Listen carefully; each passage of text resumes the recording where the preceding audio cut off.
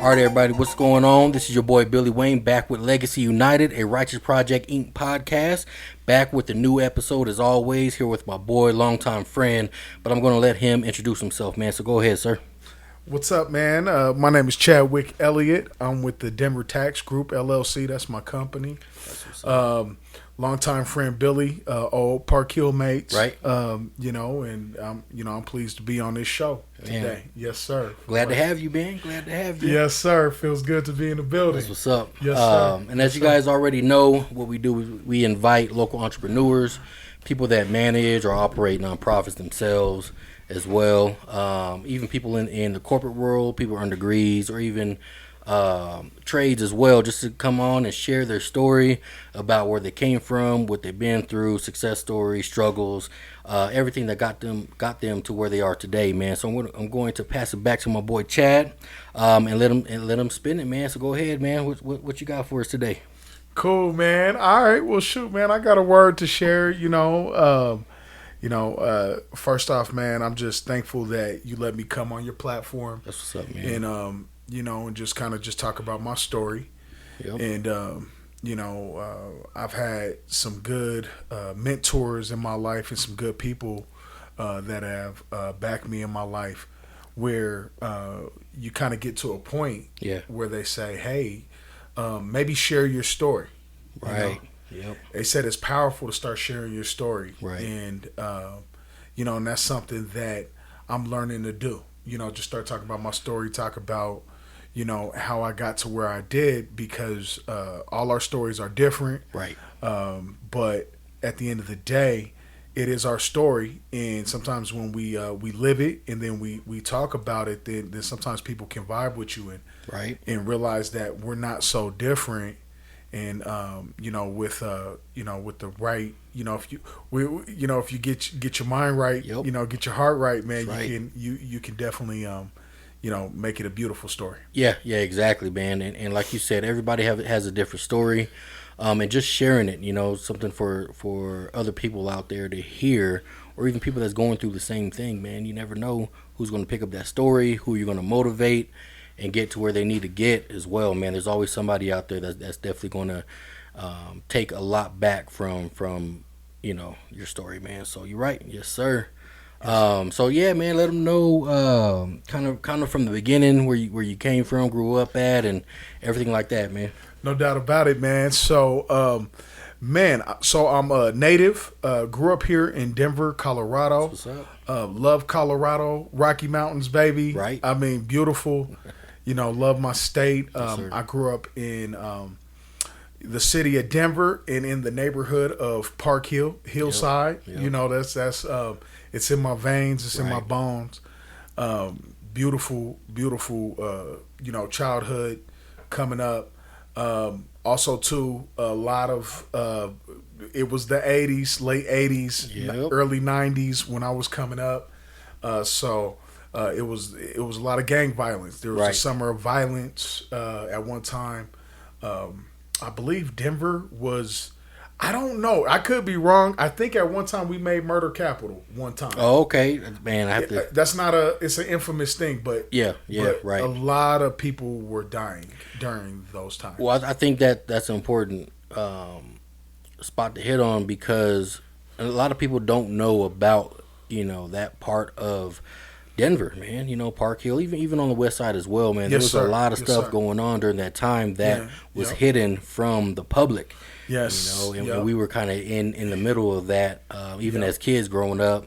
Yes. A lot of gunshots outside all the time. I mean, at this time, we still hear about it. It's definitely gotten bad again. Yes, we still got it. But growing up, man, for sure. I mean, there's a lot of stuff going on, and if you ever let anybody know out of state that you were from Denver, Colorado, man, they never really put that type of image on you, know. So it definitely had its quirks at that time, for sure. It's got its quirks, man, and that's why I always say that I don't regret anything. I'm thankful for the life that I've led and where I come from. I'm proud of it. As I became more educated about our history and like the history of Denver, the history of Park Hill, the East Side, Montbello, the West Side. I mean, just the whole conglomerate. It's it just makes me see it from a full picture, man. We got a beautiful place, but we definitely came up in a storm, and really though, it's an interesting dichotomy that we have with the. I'm gonna start with just from my personal experience, but like with the black community in Denver, Colorado, coming up.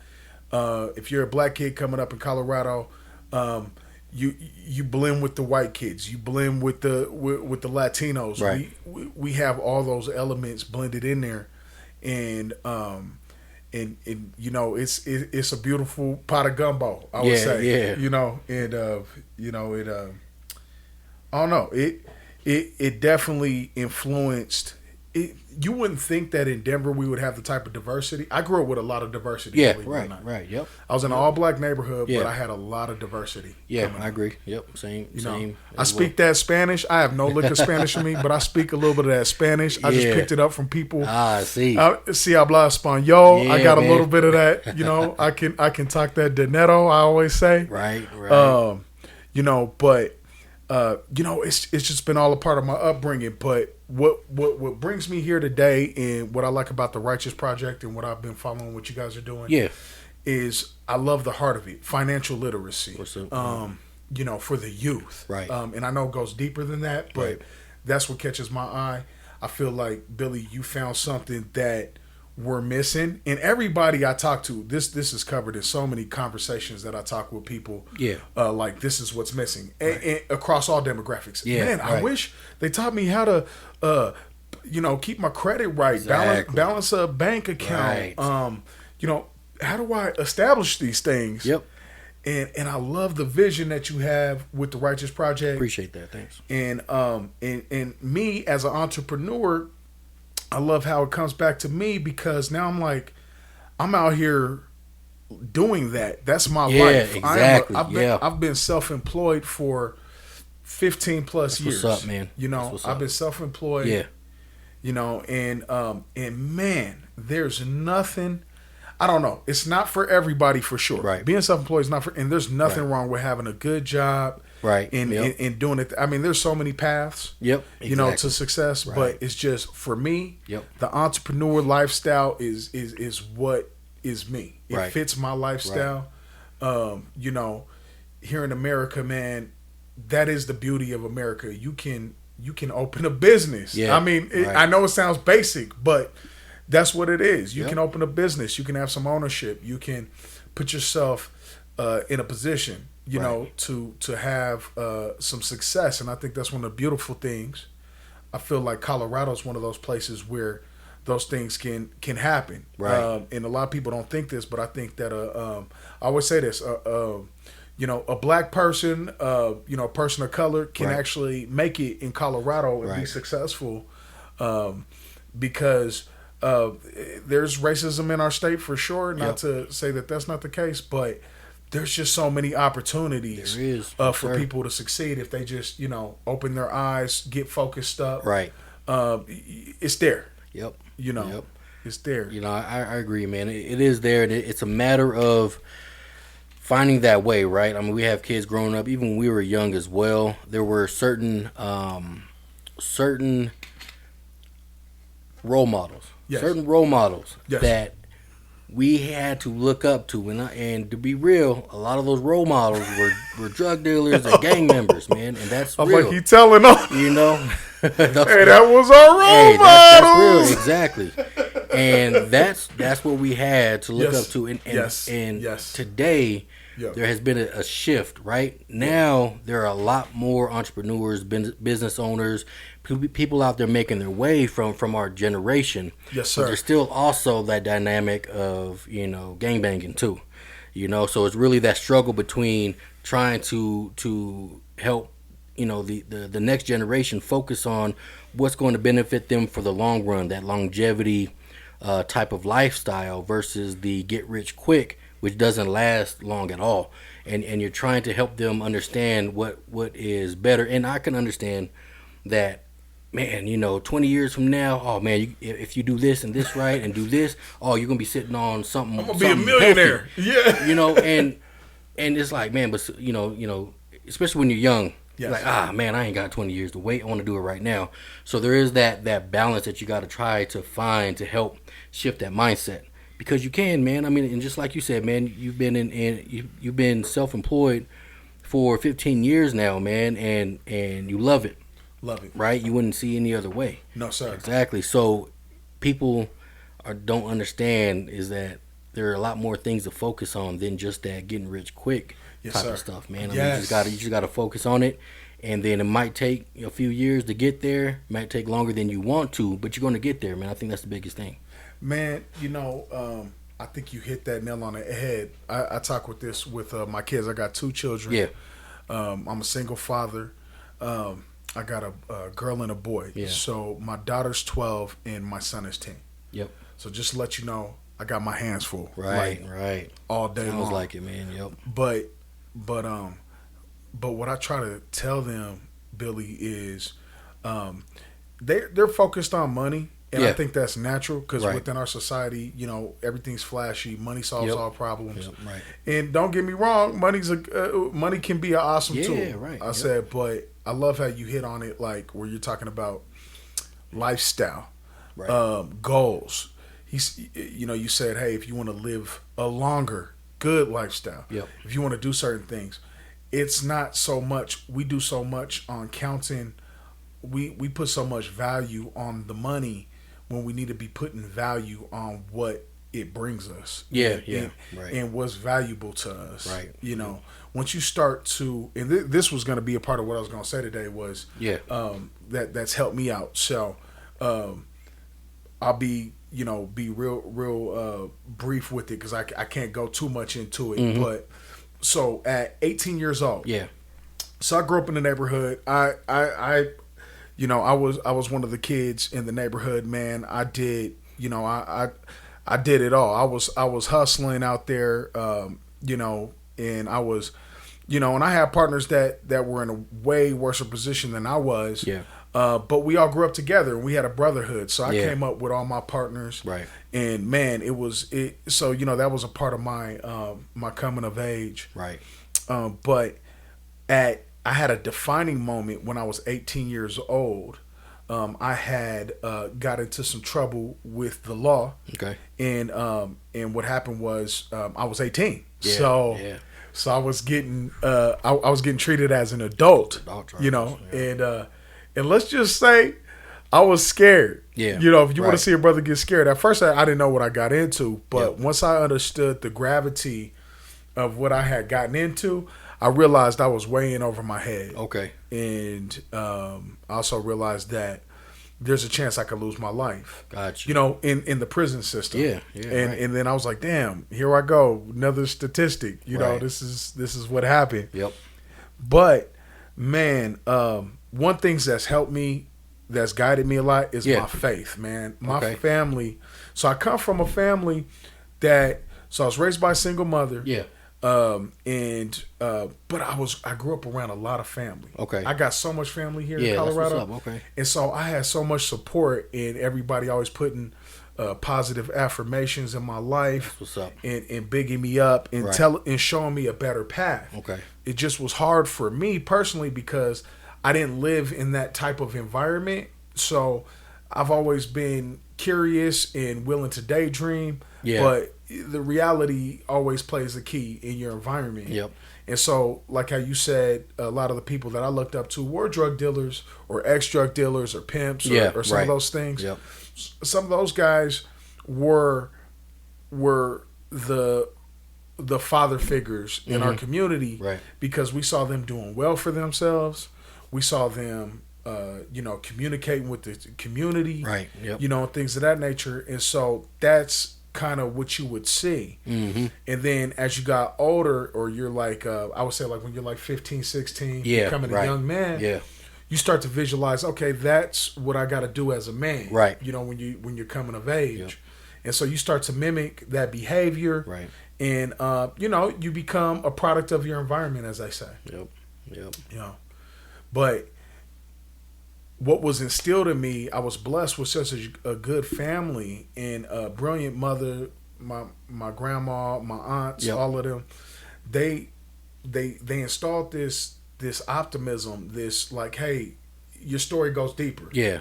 It's not just right here. Right. We've got roots, right. you know. And one of the beautiful things, Billy, as I got older, I started to see I got entrepreneurs in my family. Yeah, I didn't know that. right. Like they go back pre-civil rights. Yeah, okay. My grandmother and my grandfather, Henry Shockley, Gertrude Shockley, they were the first blacks to move into Park Hill. Oh wow, okay. Man, they crossed the color line. Yeah, I see. They crossed the color line. There's a clip of it in the newspaper. Yeah, okay. I'm gonna have to look that up. Yeah, first black family. I got a picture. I'll send you some material. I appreciate that. I got a cool pic that's what's up. of my grandpa out there. Yeah. And cool story real quick. Yep. They thought that, so the white folks that were in the neighborhood thought that they were the help for the longest. Oh man, I see. Yeah. And my grandpa and them, they played it cool like that. Okay. Because they were the first black family. Right. Yep. And he had a good friend that helped him get into that house. You know, that even though my grandfather was signing the paperwork and bringing the money to the table, he wasn't the man that was coming at the table. I see. If you understand what I'm saying. Yep. So he had a good friend that got him in the door. Yep. And that's deep in my roots. And they had their own business. So when there wasn't the opportunity, I would say, to like work at a nice job or something like a lot of blacks couldn't work at, you know, a good paying job in certain areas. Yep. You know, there's still good jobs out there. There's Gates Rubber Company. There's all these there's these industrial jobs out there. But it really wasn't that much opportunity, you know, like to be, you know, like a lawyer or, you know, the doctors or the accountants and all those things. And so they had their own business. Yep. And it was called Roman Baths. And what they did, they had a spa downtown, and we're very successful doing it, man. And you know, and then I can go even further back where I see instances like that in my family, no matter what the time frame. Okay. So I started to understand. I said, you know what? I said, man, in my background, you know, I've always got these, let me make some money schemes here or something like this to get what I need to get. Right. I started to realize, hey, Chad, you're an entrepreneur. Right. You know, this is what you like to do. Yep. You know, you like business and everything like that. And so that's always been my pursuit, no matter what I was doing, you know. Well, you know what's crazy is back in high school, man, because, you know, we went to high school together and all that. Yes, sir. South Rebels, you know what I mean? Yes, sir. But back in high school, I seen that as well, man. I remember that you were always in that pursuit as well, and you had that mindset, you know, at that time too, man. And you carried yourself, you know, like a businessman too. You know I remember those days, you man. remember them days, you know? So I mean, it was embedded in your personality traits, man, back then too. So yeah, brother. Man, everything you speaking right now, man, exactly, you know, how I saw what you back get. in the day too. Yep, exactly. You know, it was in my DNA, man. But what I want to share with people today is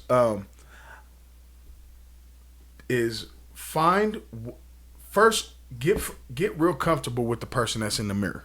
Yeah. I mean, really, I know people don't understand what I'm saying with that, but what I mean by that, I'm saying take a hard look at yourself, man. Right.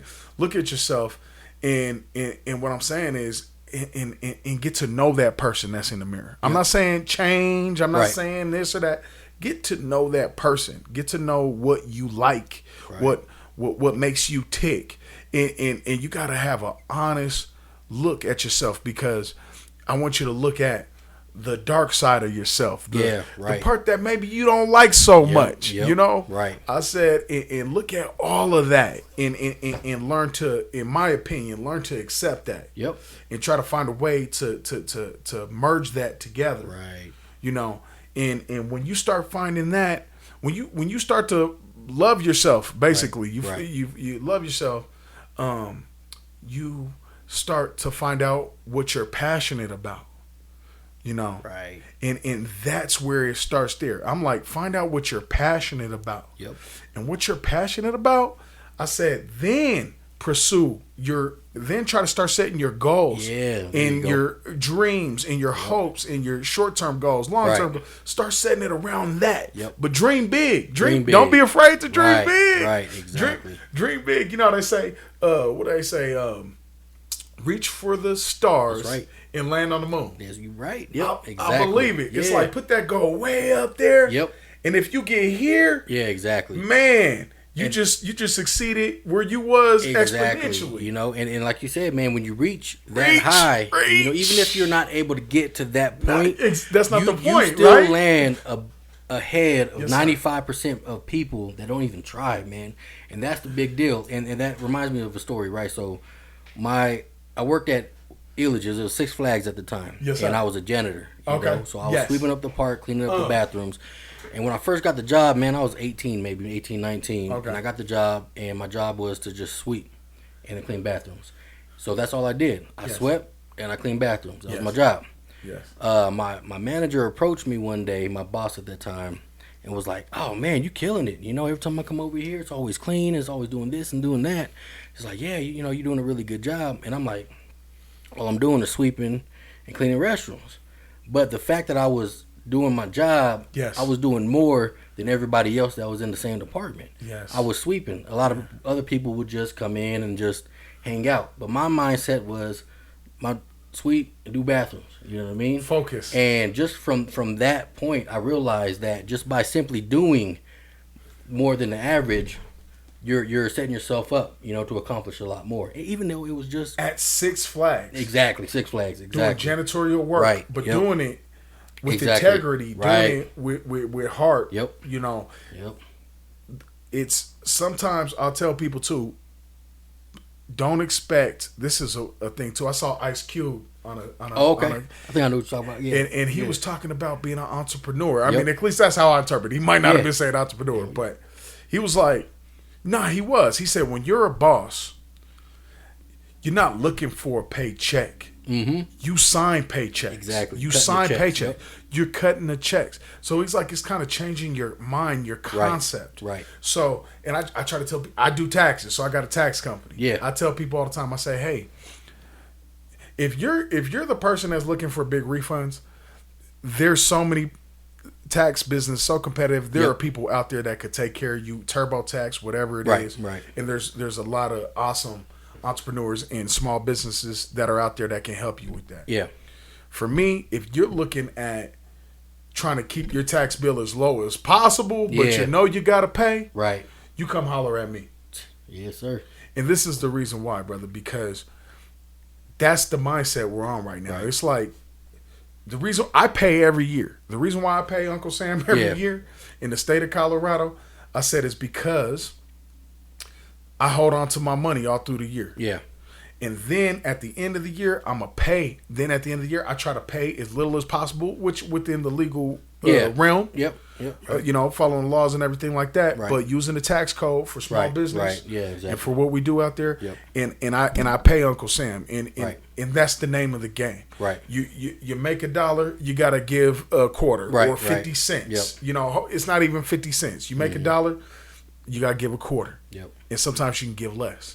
But on the flip side, you know, that's I want a lot. This is what I like about the Righteous Project, teaching people a lot of these financial. These are the building blocks. These are the people don't understand. Once you get your fundamentals, then you still. So it's like, all right, I'm going back to talking about being passionate about what you do.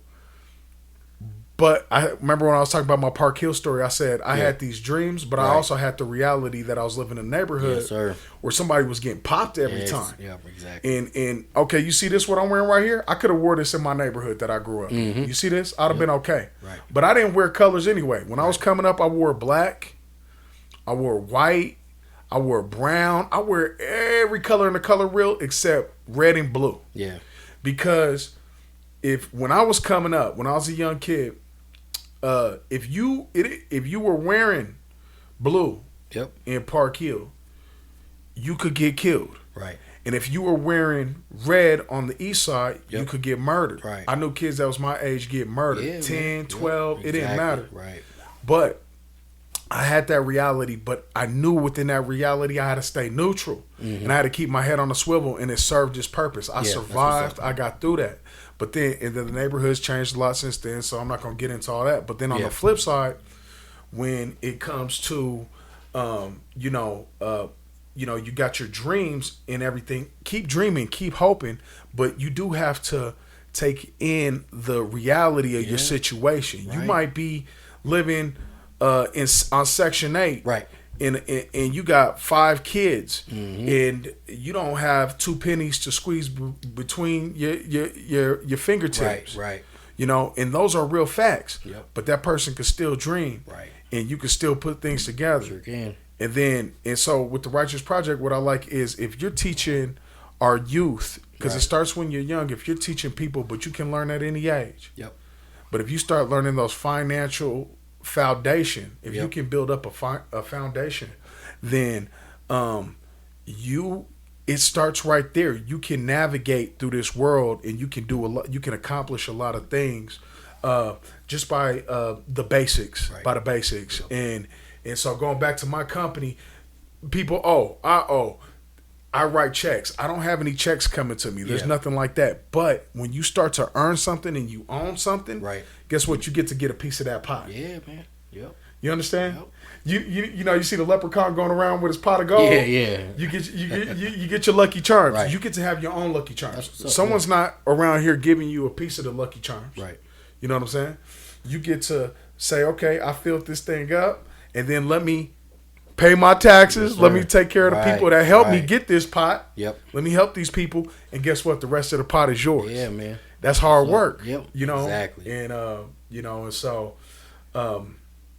we've been doing it for 13 years, man. No, actually, we're in our 14th year. Okay. We were downtown for 13 years. Downtown Denver, right in the heart of the city. Yeah.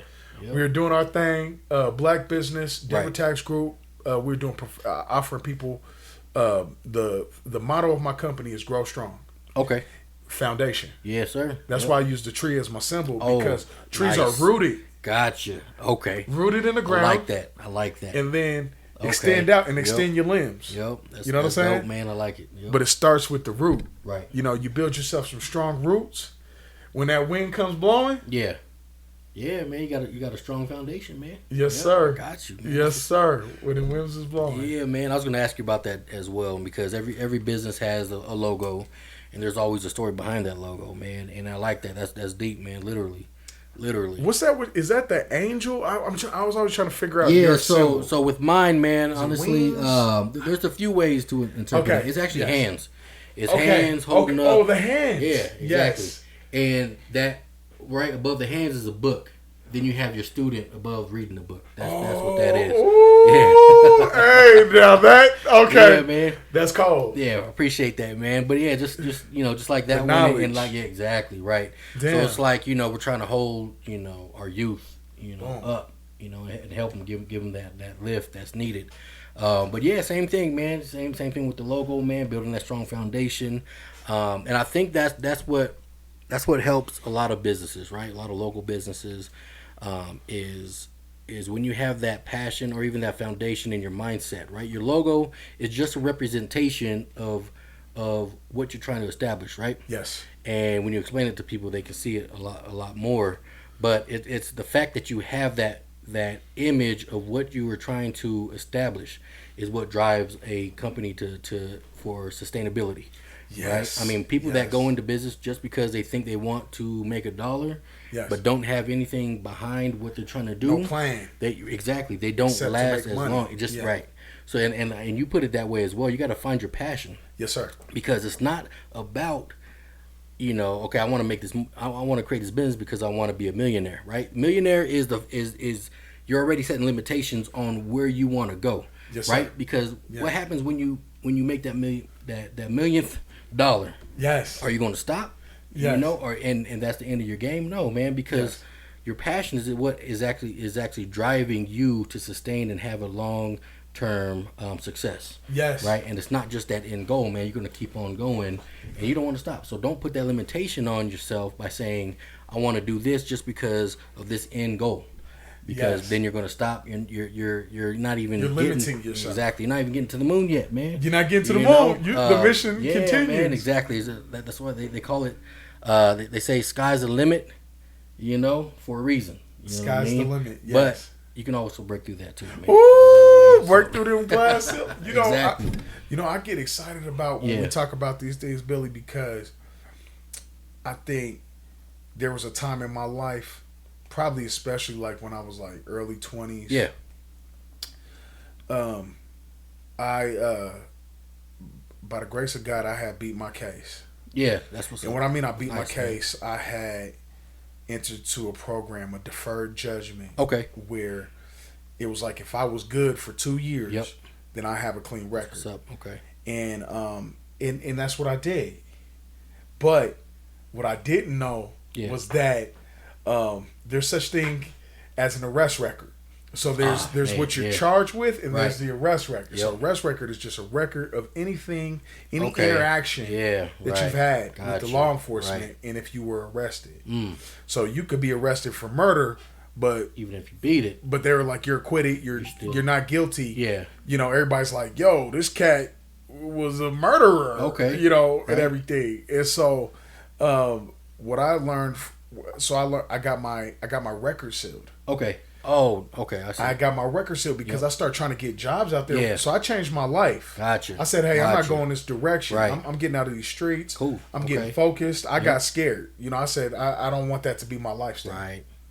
And so I went out there. I went out into the free world. I was like, let me do business. I'm smart at it. Let me do it.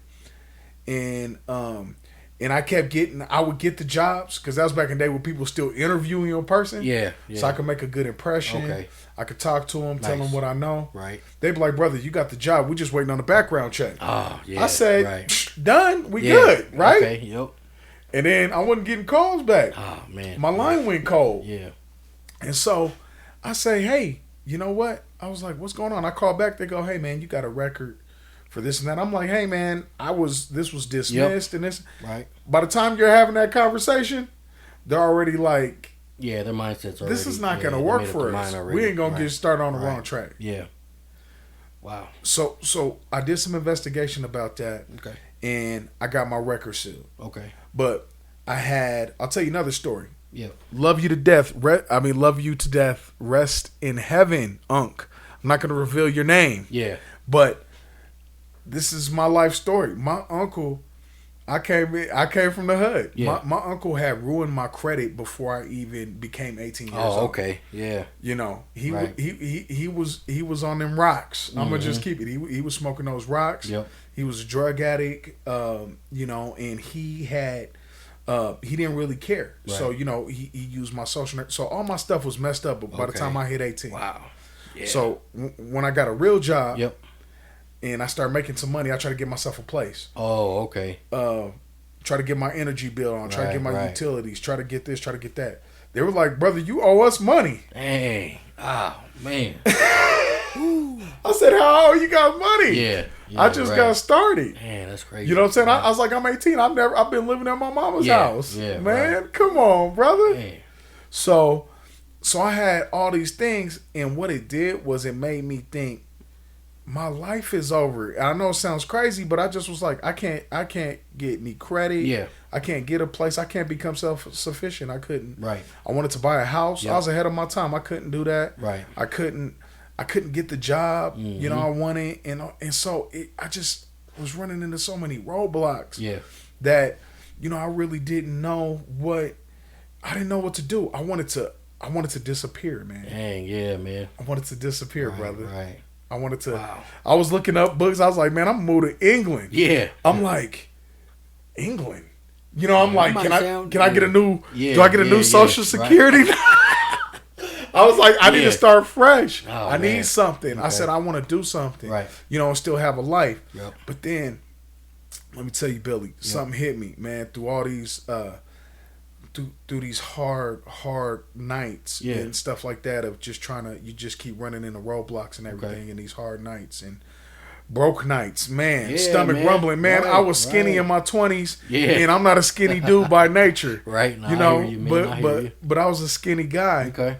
And And the thing was, I started to think, like, just kept thinking. There's always a little glimmer of hope I kept. Right. I said, you know what? I still have Right. some opportunity where I could put myself in a position. I got to figure this. I don't know what to do. Yep. And what I started to do, man, I just started to reach down deep. Yep. And I said, you know what? I don't know when the day happened, but one day it happened where I said, I've got to accept reality where I'm at. Yeah, man. And everything that's going on. Right. And then from there, I got to move from honesty. Yeah. And I said, and I got to try to make something of myself. I got to try to do something. I don't know what I'm going to do, but I just started there. Nice. It was real basic. Yep. And I had these dreams. I wrote down these goals. Right. I've been reading some books. I know we'll talk about books and stuff. Right. And I was getting inspired. And then, and it was like a resurgence happened in me. Right. You know. And from that time, I had realized that I said, you know what? God's always had me. Right. So it's not God. I was like, where I'm at is me. Okay. You know, I got a partner. He always tells me this. He said I was in my own way. And so I had to get out of my way. Right. You know what I'm saying? I had to get out of my way. My ego, my pride, everything was just blocking my blessings. Yep. And I had to get out of my way. Yeah. And when I started doing that, brother, man, I started flowing. That's deep, man. That's deep. I started flowing. You know, honestly, with what you just said, takes people a lifetime to understand. You know, and really what it says is taking accountability of your situation and your actions, and then figuring out how to move on from there, right? And when you said that, it reminded me of the movie, man. I just watched it the other day again. Creed. I think it was Creed, the first Creed. Oh, the first one. Okay. Yeah, with Rocky, and when he was actually starting to train him, and he had him stand in front of the mirror, and he was like, "All right, so you're gonna spar with yourself."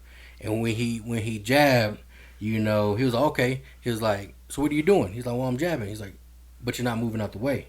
You know, so as you make your move, you also got to make sure that you're getting out the way as well. Woo! So that is exactly what stuck with me, man. And when you said that, that's exactly what popped in my mind, because it's true. As soon as you take accountability, regardless if the situation happened to you and it's not your fault, you make it your fault and you figure out how you're going to move on from there. Yes. You know, because life happens to everybody, man. So that's deep. Yeah, I had some good friends too, some good support that would be in my ear. Own your own. Own your mistakes. Yeah, now there's things that happen in your life that you have no control over. There's people that have caused those things to happen in your life. Yep. You know, and they're accountable. I'm not saying that. Mm-hmm. But on the flip side, you have to be accountable for your part. Exactly. Your part. Right. Figure out your part. Yep. Own it. Right. Shape up, man. Ship up. You know, because everybody can do it. You know, and it takes a little self-care. A little, man. I'm gonna tell you, my grandma taught me this. Yeah. Brother, it don't hurt, and I'm glad this is deep rooted in our community. Sure. Man, when you wake up in the morning, brush your teeth. Right. Wash your face. Right. Yeah. You know what? You put on your clothes, it doesn't hurt. Throw a little crease on those things. Yeah, man, right, exactly. Ain't nothing wrong with throwing a little crease on it. Right. You know, because sometimes I'll have a shirt, and I'm like, you know what? I'm just gonna put on this shirt. It's a lazy day. That's okay. Have a lazy day. No, I'm not saying that. Right. But sometimes iron your shirt. Yep. Because you're showing that you care about yourself. Exactly. Right. Tie your shoes. Yep. I don't know. Just wipe them off with a rag real quick. They don't got to be the cleanest. Yep. You ain't got to have the best, but take care of what you have. Yep. And appreciate what you have. Yep. You know.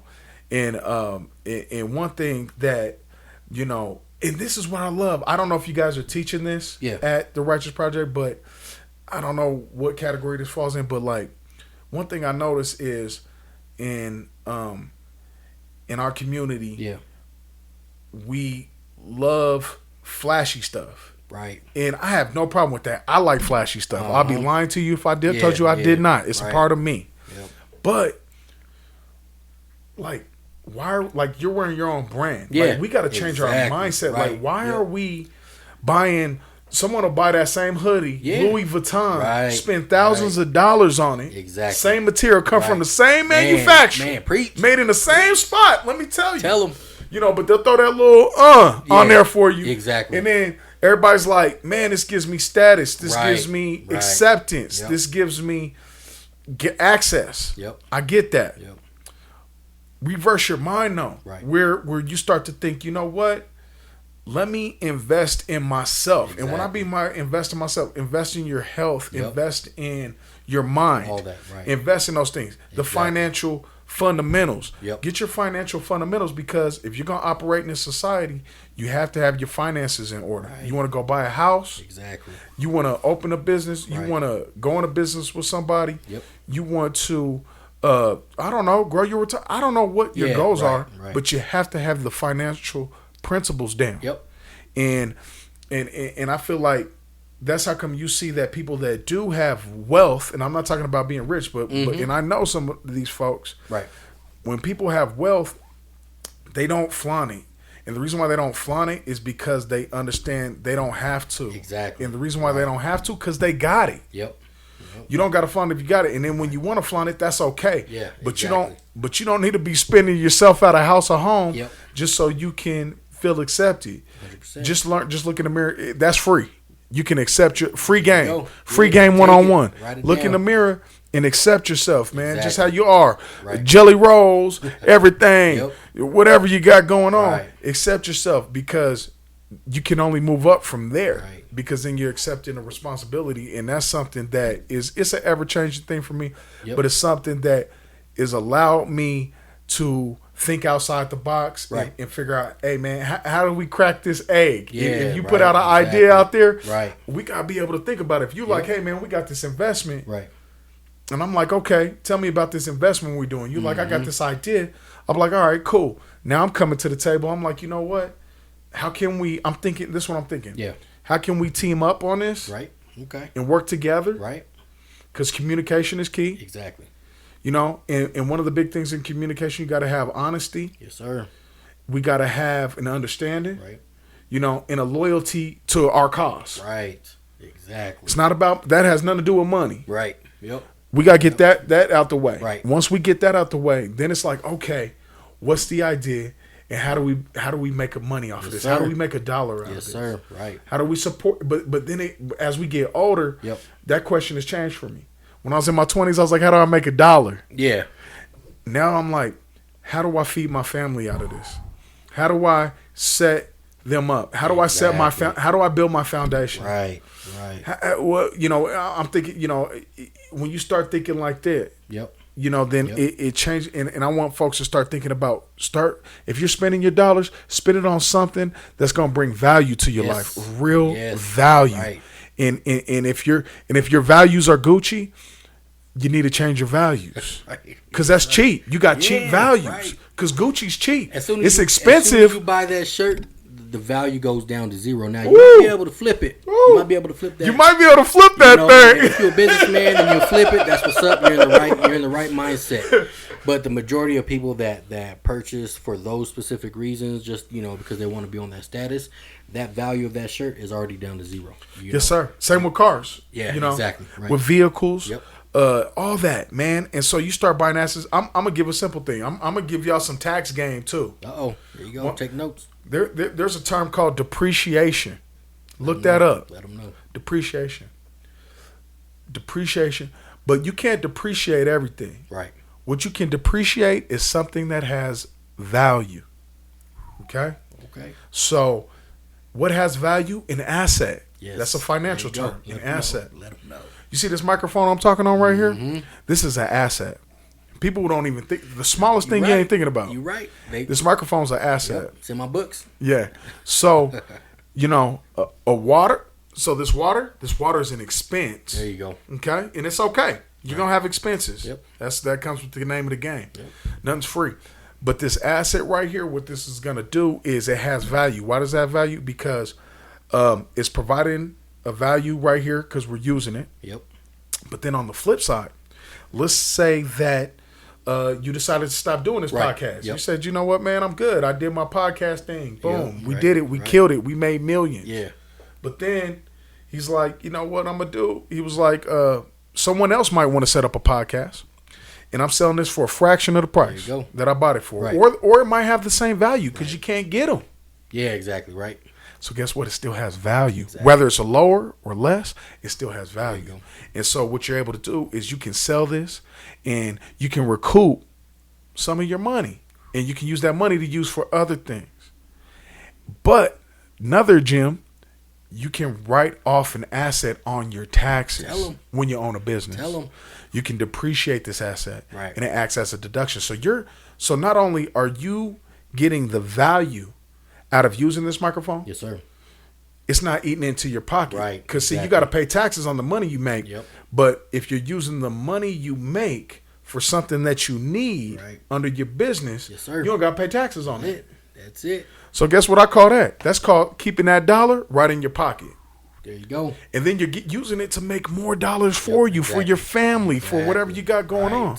And that's just a simple example it is. That I want to share with people, that when you start thinking about the things that you buy, think about America. Mm-hmm. One of my backgrounds is economics. Yeah, that's what's up. What do they call it?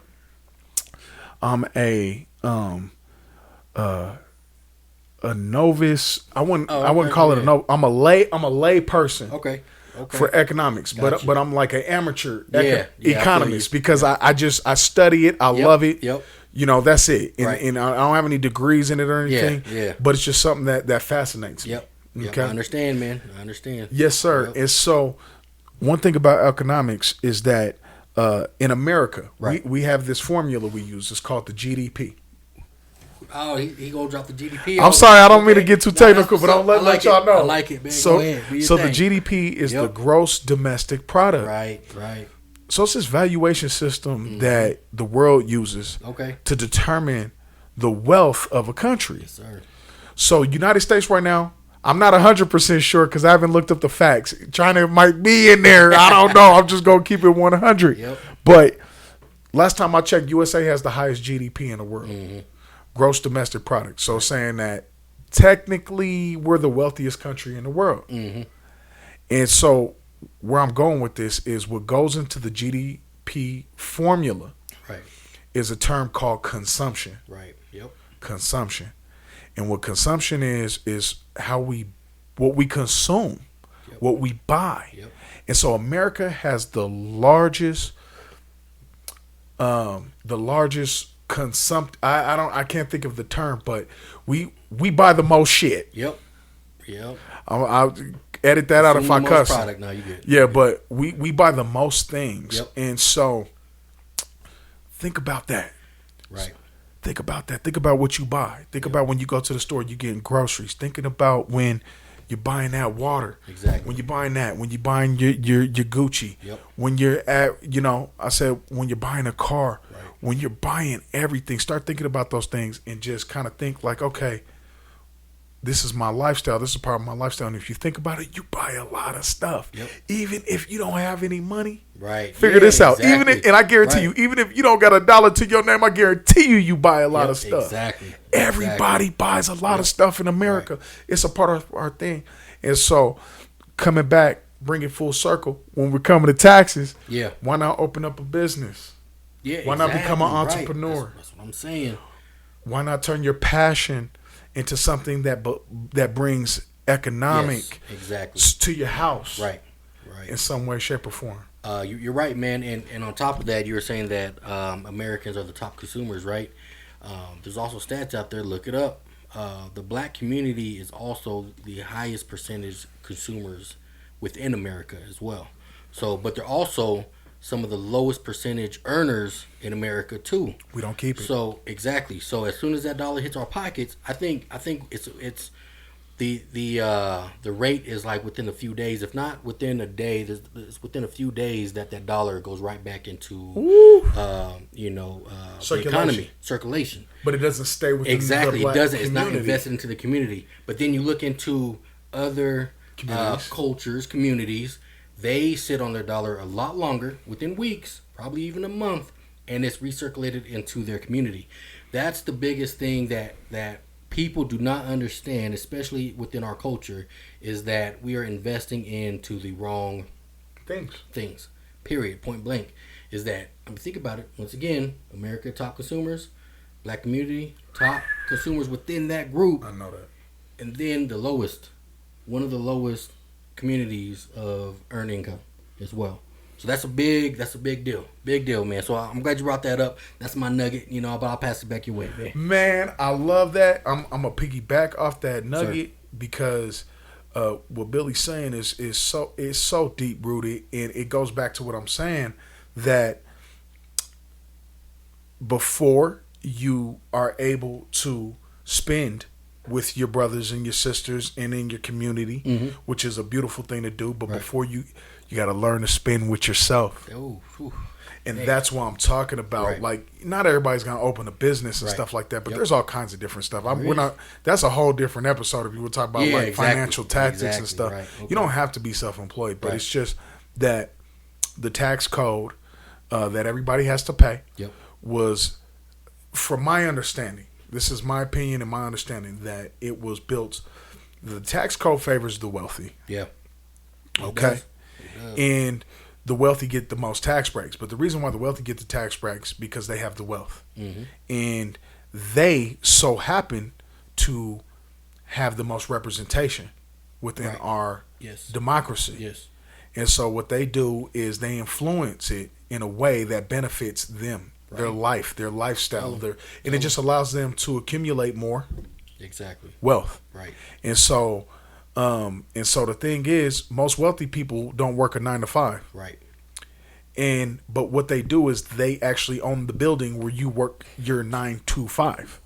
And there's not, and again, there's nothing wrong with that. That's what they do. They own. So you have the ownership. So I'm bringing ownership back into the table. Yep. And so what happens is, if the tax code's written to benefit them, and most of the people that are wealthy own businesses or investors in businesses. Right.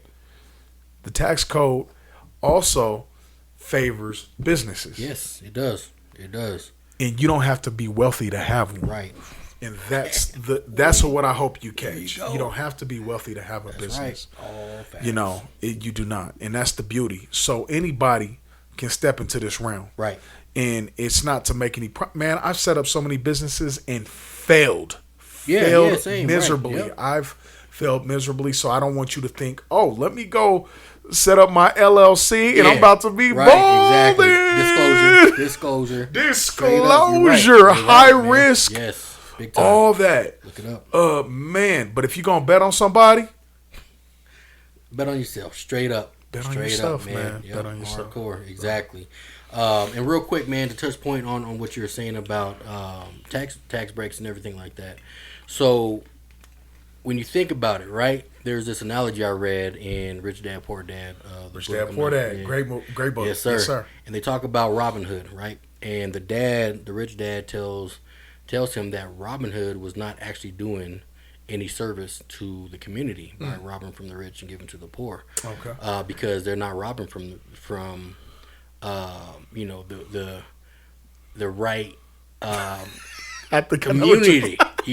Don't do it in your own backyard. Right. Exactly right, because that's what it is. So when you think about passing laws for tax breaks, the tax breaks only hit the people that have with their above what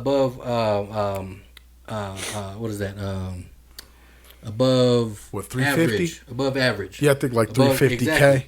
But it's a lot of money. They don't hit those tax breaks don't hit the millionaires because usually when you have wealth like that, you're investing in certain things. You're investing in properties. You're investing in businesses, and the tax breaks are specifically for those. Because as much as you feel about how people are with wealth, when they invest into buildings and everything like that, they're investing in keeping up those buildings and keeping up the community that the government wants them to do. So when you buy a house and then you get enough equity and you want to buy another house and you rent that house, they're going to give you tax breaks because you're upkeeping the community. Yes. You're keeping up with that house. You're making sure that it's still stable and within code.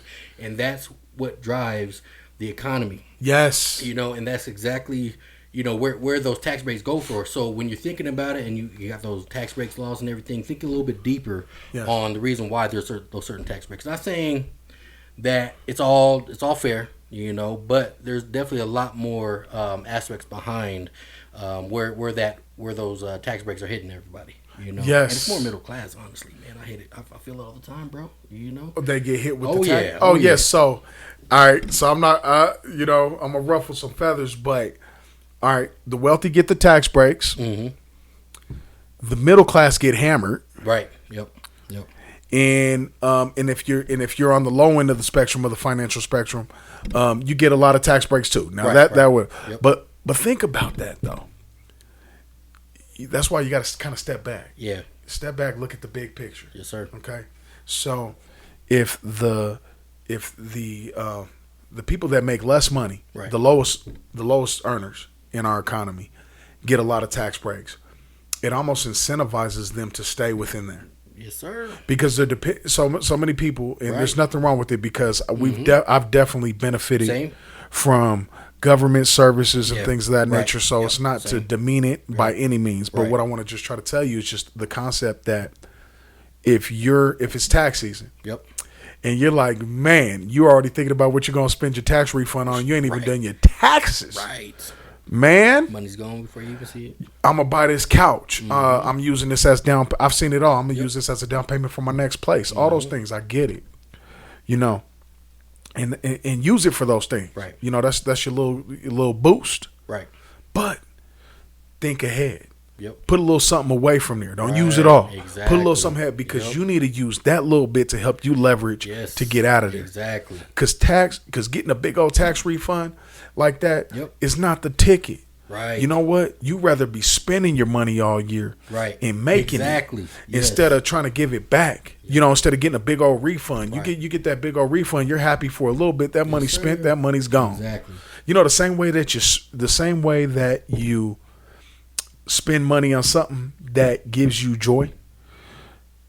Think about when you spend something that doesn't give you joy, something that you got to spend something on that you have to. Right. Yep. You still forget about it. The money gets spent. Why? Because money comes and goes. Yep. But the thing is, when you start to think about, like, hey, I don't. When you see, so the middle class get hammered. The reason why the middle class get hammered, the middle class actually is what keeps the economy going. Right. So the people so you people in the middle class, you're keeping this economy going. Why? Right. Because most of the time you're the biggest spenders. Yep. Because you consume. Because you need to. It's like a vicious cycle. It's a good cycle too. Sometimes it's like you got to spend to live. You Right. spend to live. You spend, live, and you do it all again. And it kind of keeps you in that cycle. And everybody's making money off Right. you. I'm just gonna keep it real. The taxes is getting paid. Yep. You're paying the highest taxes. Right. There's so many different things. And so for a middle class person, their objective, for the middle wage earner, your objective is to take some of that cash flow that's floating in your world. Exactly. Right. Yep. And even if it's a little bit, you got to start somewhere and putting that into something of value for yourself. Exactly. Yep. Start putting that into something of value for yourself. Because when you're just within this cycle, you're running like a mouse on a wheel. Yes, you are. That's You're right. running in place. That's right. And no matter how fast you go, Yep. you're still going to stay in the same place. Yep. Exactly. And so it's okay because sometimes we find ourselves in life. By the time you wake up, you find you're running on the wheel. Yeah, man. Straight Hell, up. I'm running on a wheel. Yep. But you have to try to find a way to get off that wheel. Right. Exactly. And so one of those things is investing in things that are valuable to you and your family and what'll bring value to your family. Right. And I always like to keep it with those words and why we do things. Right. I don't like to say, oh, just to get the cash or things like that. Yep. When you're out there, I always tell people too, relationships. Yes, sir. I got taught this by a mentor a long time ago. Yeah. Brother, the relationships you build Right. are so valuable to your success. Yes, it is. Yes, sir. Your relationships you build, the friendships you build. Yep. Start thinking about that. That's why I said it starts at a small level. Starts at the home. Yep. This applies if you're young, old, in the middle. Who are the friends that you keep around you? Right. I love so many people, but on my journey, which I feel like is not unusual, unfortunately, but also too, it can be a bit extreme. Because let me tell you, out of it was a low percentage for me to have some success. If I was going off statistics, I should be dead or in jail. Right. Gotcha. In some kind of situation like that. Yes, From my neighborhood, from my demographic, from this and that, Yep. if you're going off the numbers. But if you start to take accountability for yourself, then you'll start holding others accountable that are in your life. You know, when you make your friends, I tell my son, I say, hey, look, he loves his friends.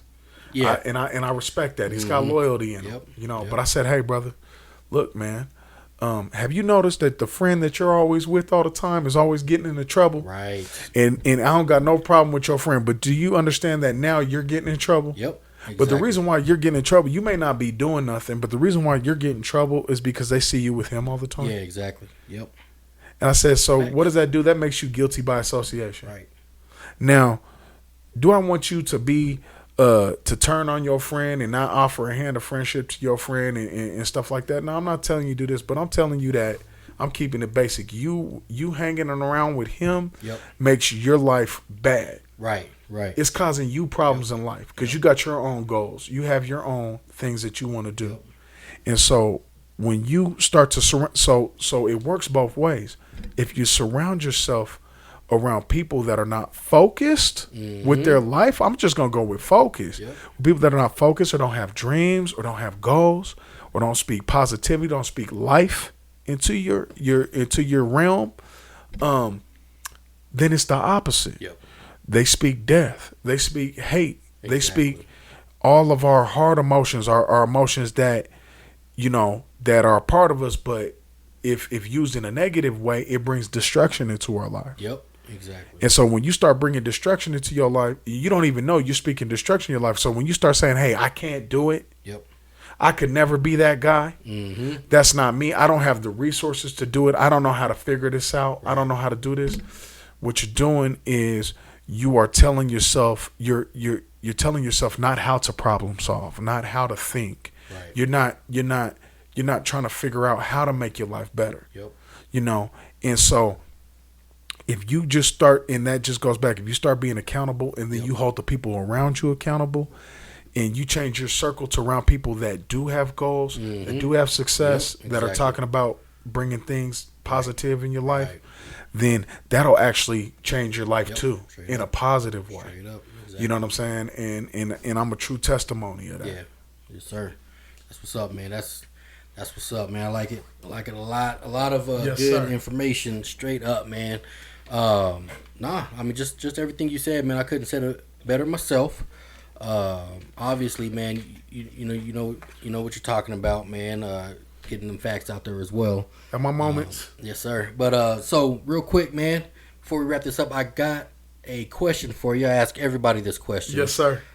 Here. So the question is, right, and you started off the episode by saying you wouldn't change anything in the world, right? From what you went through, which is deep, because that's, you never know what you went through or what happened to you that got you where you are, right? Yes, sir.